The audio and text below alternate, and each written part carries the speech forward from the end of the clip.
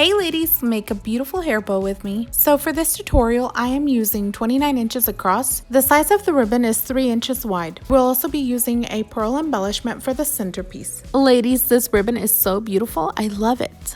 Ladies, don't forget, you can find this beautiful ribbon, alligator clip, and centerpiece at Isaela's Boutique Bows craft shop. The links will be down below.